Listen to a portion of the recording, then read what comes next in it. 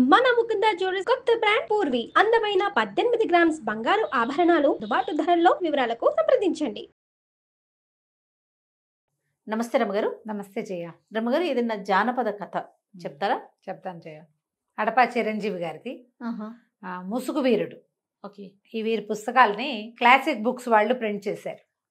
నేను సింపుల్గా కథ చెప్తాను, మీరు ఎలాబరేట్గా కథ చదవదలుచుకుంటే ఫ్లిప్కార్ట్లో బుక్ చేసుకోవచ్చు. క్లాసిక్ బుక్స్ కోసం ట్రై చేస్తే అక్కడ కూడా మీకు ఇది దొరుకుతుంది, వారి పుస్తకాలు దొరుకుతాయి. ఇది మరి చాలా పెద్ద కథ ఏం కాదు, ఒక్క ఎపిసోడ్లోనే చెప్పేసుకోవచ్చు. ముసుగు వీరుడు. ఓకే. మాళవ రాజ్యానికి రాజు నాగభూపతి అని రాజుగారు. ఆయనకు ఒక కూతురు కూడా ఉంది. అయితే ఈయన ఏంటంటే కొంచెం గట్టివాడు రాజు. కప్పం ఎప్పటికప్పుడు వసూలు అయిపోవాలి. ఊళ్ళో క్షామం ఉంది, వానలు పడ్డాయి, దేశంలో అతి వానలు కురిసి పంటంతా నానిపోయింది, వాళ్ళు ఎక్కడి నుంచి ఇస్తారు? అయినా సరే గట్టిగా వసూలు చేసేస్తాడు. వినడు మాట. ఈయనకి దేవశర్మ అని ఒక మంత్రి ఉన్నాడు. ఈ మంత్రి సలహా చెప్పినా కూడా ఆయన ఏనాడు వినేవాడు కాదు. బాగా ఖజానా నింపేసుకునే గోలన్నమాట. అయితే ఏమైంది, ఈ రాజ్యంలో దొంగలు పడుతున్నారు. ఇది ఎట్లా? ఖజానాకి పడుతోంది గండి. ఖజానాలో దొంగలు పడుతున్నారు. ఎవడో దొంగ ఇక్కడి నుంచి కొట్టుకెళ్ళిపోయి డబ్బు ఖజానాలోంచి వీళ్ళు ఏ ప్రాంతం నుంచి కప్పని తీసుకొచ్చారో ఆ ప్రాంతంలో పనిచేస్తున్నాడు. సూపర్. అయితే మంచి దొంగ. ఈ దొంగ ఇలా దొంగతనం జరుగుతుంది, ఎప్పుడు జరగలేదు, ఇలా కొత్తగా జరుగుతుంది. కాకపోతే ఇతను మంచి దొంగ. ఇతని పేరు ఏంటంటే అగ్నిముఖుడు అనే పేరున్న. అగ్నిముఖుడు వాడి పేరు అవునో కాదో వీళ్ళకి తెలీదు, కానీ వీళ్ళు అలా పెట్టేసుకున్నారు ప్రజలు పేరు.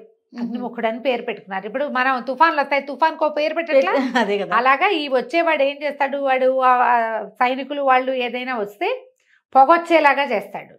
ఏవో బాల్స్ విసురుతాడు, అక్కడ పొగ వస్తుంది, వాళ్ళందరూ పడిపోతారు, వీడు పని చేసుకుంటాడు. పొగ దేని నుంచి వస్తుంది?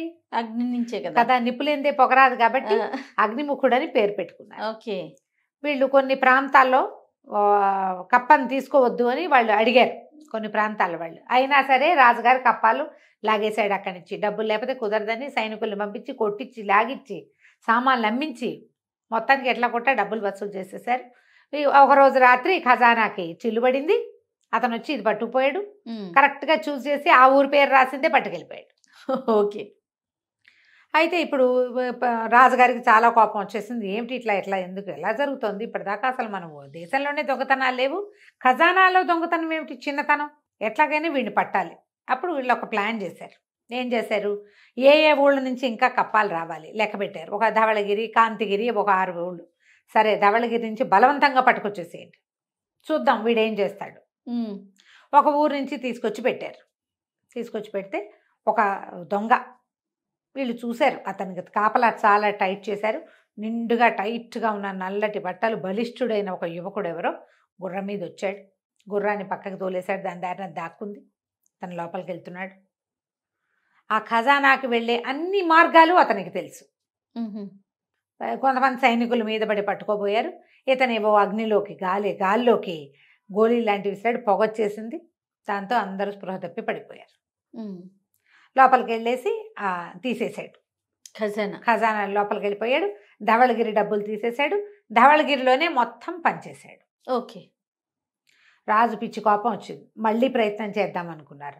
మళ్ళా ఇంకా కొన్ని ఊళ్ళ నుంచి పట్టుకొచ్చారు.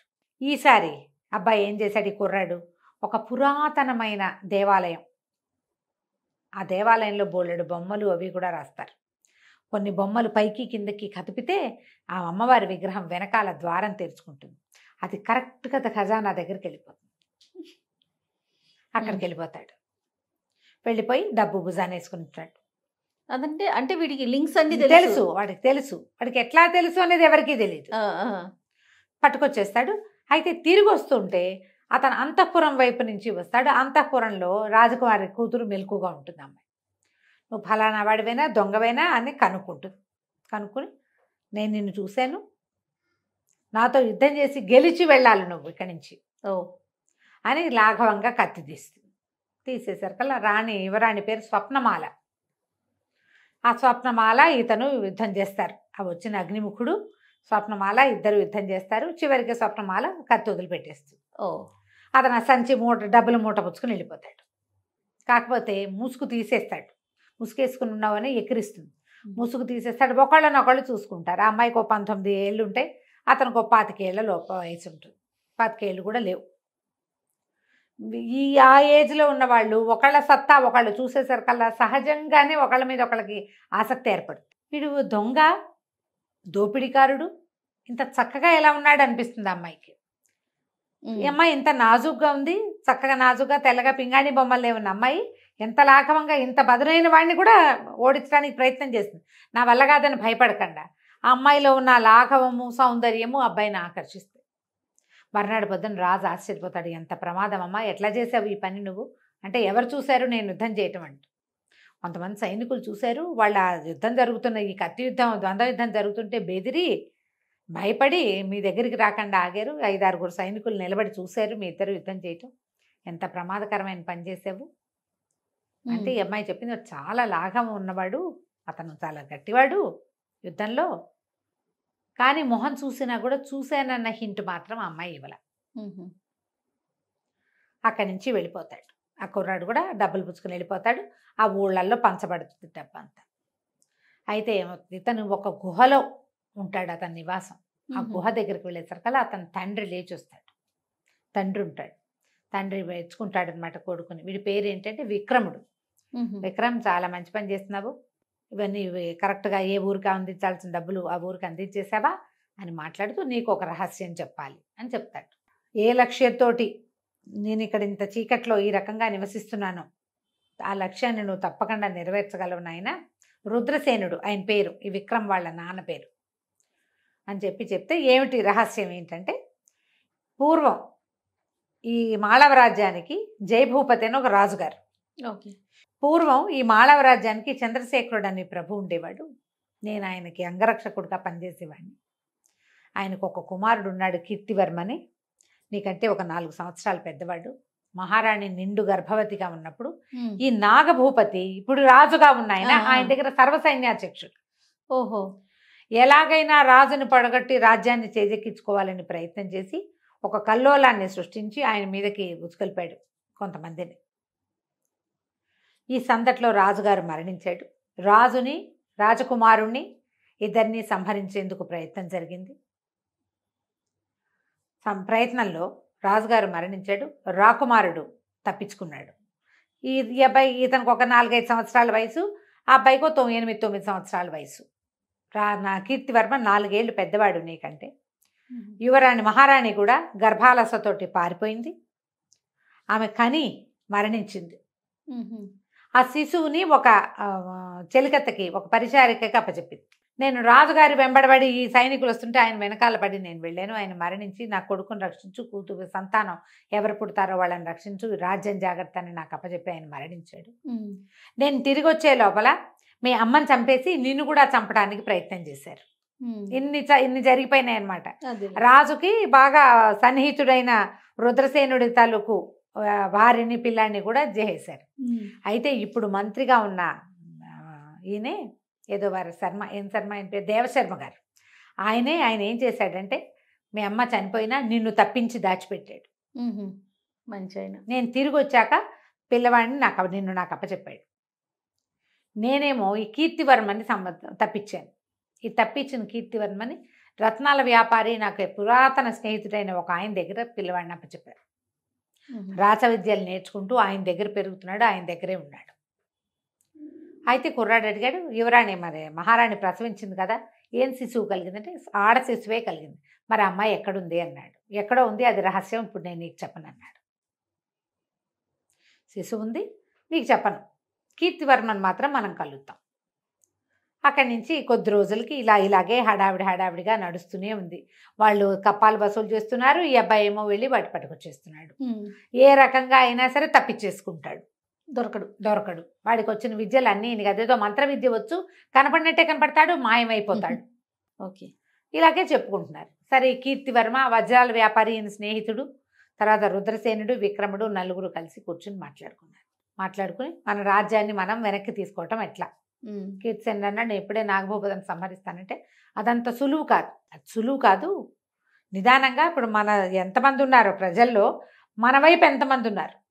పాత రాజు మీద ఆకాంక్ష ఉన్నవాళ్ళు, యువరాజు బతికే ఉన్నాడా లేడా అని దిగులు పడేవాళ్ళు, చాలా ఉండదు. ఉంటారు ఖచ్చితంగా. ఉంటారు. ఉంటారు. పాత రాజుకి ఆంతరంగికులు ఉంటారు, విశ్వాసపాత్రులు ఉంటారు, నమ్మకస్తులు ఉంటారు బొళ్ళత మంది.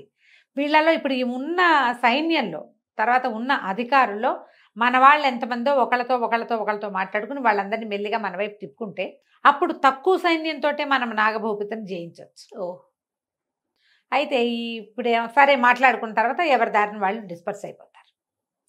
ఈ విక్రముడు, ఈ అగ్నిముఖుడు పేరున్న విక్రముడు అప్పుడప్పుడు అంతఃపురంలోకి వెళ్ళొస్తూనే ఉన్నాడు యువరాణి కోసం. వీళ్ళిద్దరు కలుసుకోవడం, కబుర్లు చెప్పుకోవడం వచ్చేసింది బాగా. అయితే ఒక గూఢచారి ఒకడు యువరాణి ఈ అబ్బాయి కలుసుకుంటున్నారు అనే సంగతి రాజుకు అప్పచెప్పేశారు. రాజుకు అప్పచెప్పి యువరాణి కోసం వచ్చినప్పుడే ఏదన్నా గట్టిగా పట్టేసుకుందాం అనుకున్నారు, పట్టుకోవాలనుకున్నారు. వీళ్ళ ప్లాన్ కూడా దానికి తగినట్టుగానే ఉంది. సరే కొద్ది రోజులు గడిచేశారు కల్లా ఒకనాటి రాత్రి యువరాణిని కలవడానికి ఇతను వస్తే అంతఃపురం 4 పక్కలా బంధించేసి ఏ పక్క నుంచి పోతుటే కూడా బయటికి వెళ్ళనివ్వకుండా చేసేసి పట్టేశారు. పట్టేసి రాజ్యసభకి తీసుకొచ్చారు. రాజ్యసభకి తీసుకొస్తే సరే సభలో నుంచోబెట్టారు. మరణశిక్ష వేస్తానంటాడు అతను రాజు.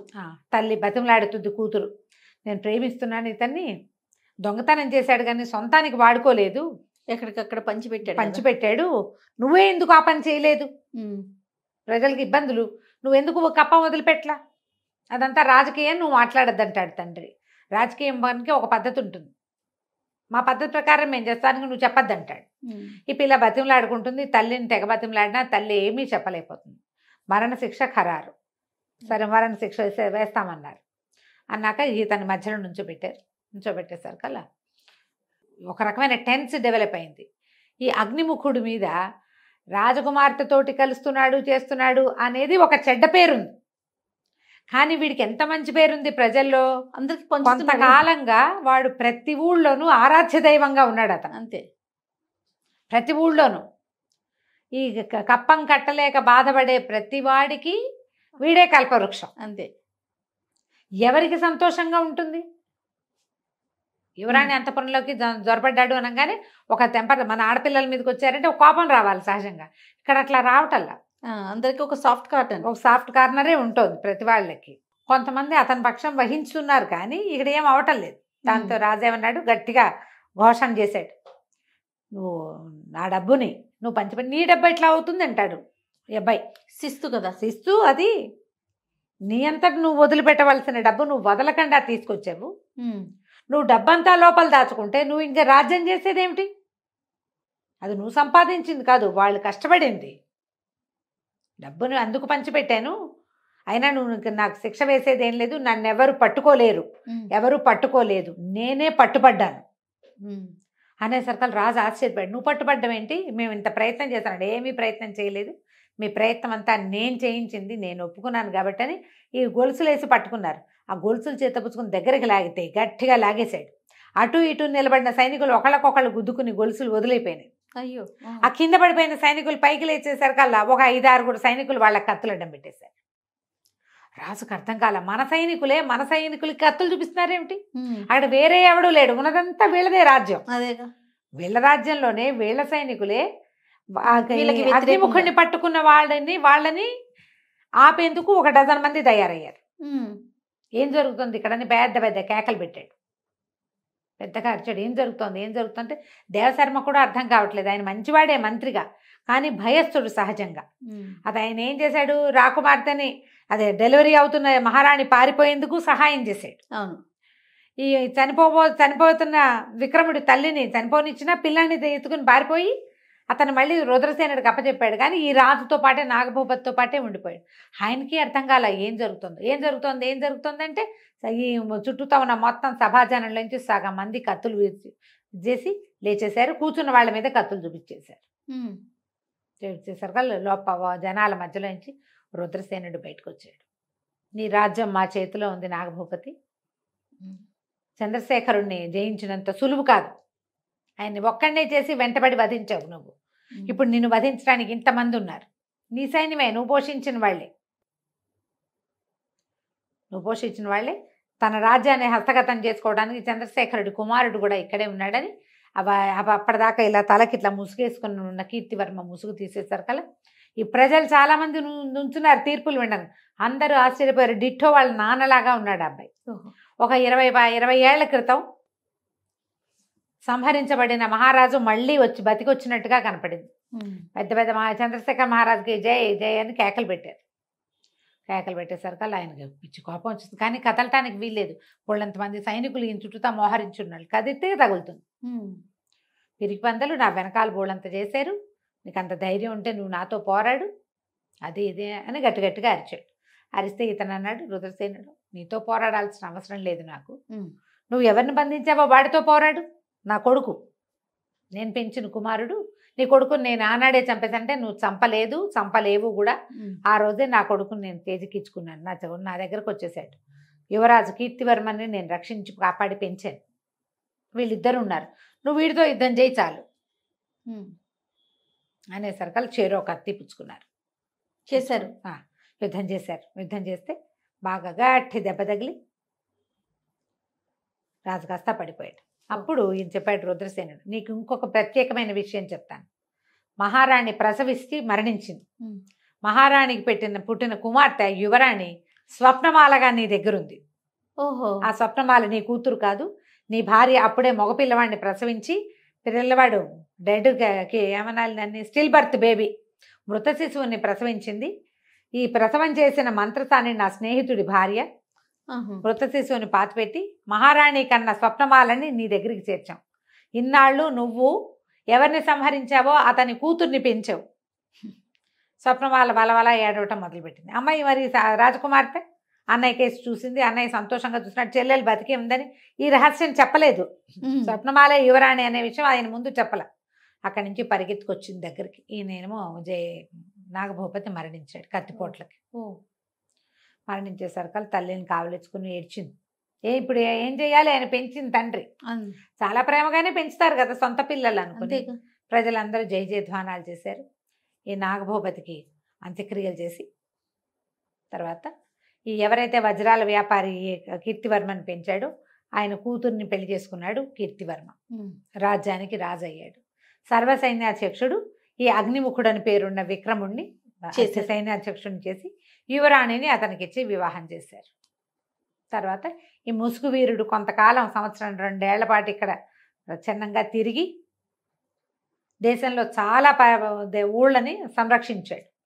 ఆ ఊళ్ళ సంరక్షణ అంతా సజావుగా జరిగేలాగా ఈయనతోటి కలిసి తన తండ్రి మంత్రి సహాయంతో వీళ్ళిద్దరూ సుభిక్షంగా రాజ్యం ఉండేలాగా కాపాడుకున్నారు. కథ కంచికి మనం ఇంటికి.